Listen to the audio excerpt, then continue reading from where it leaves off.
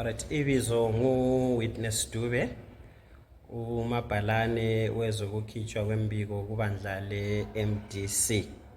Bese lengxoxo lapha labe wild kulabanye ama-political parties lamantombazana asakhulayo.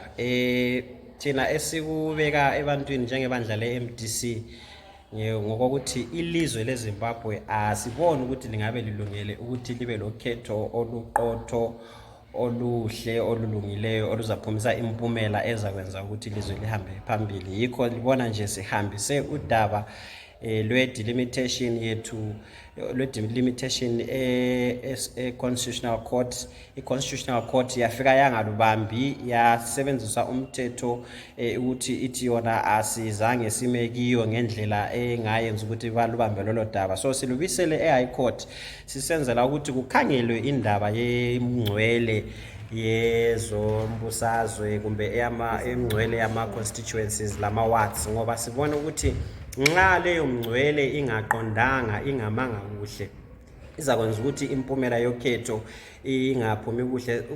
Imngcwele yama-constituencies lama-ward kulomthelela ukuthi imali zisetshenziswa njani.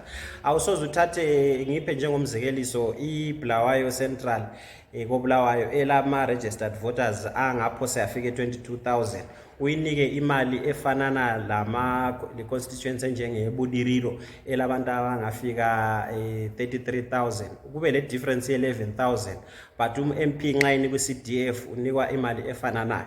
I-constitution yeZimbabwe ithi bonke abantu kabalinganiswe nxa kuphiwa imali ze-development, nxa kuthuthukiswa kumele abantu balinganiswe. Yikho okunengi okuku-delimitation report esikusolayo ukuthi kakulinganiswe abantu, njalo ulwazi ngokuthi imngcwele ihamba ngaphi akukho egcekeni. Lokho kuzakwenza ukuthi thina esingayisibo bezeki kumbe esingelandlela yokuthola ulwazi lwezinto ezisezeki sehluleke ukuthi sikhankasele ukhetho.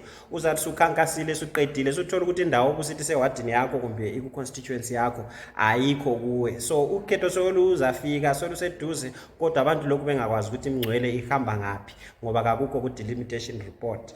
Amanye ama-polling stations kuphonga ubhala ukuthi ngu-polling station number 1, omunye ku-number 2, omunye ku-number 3.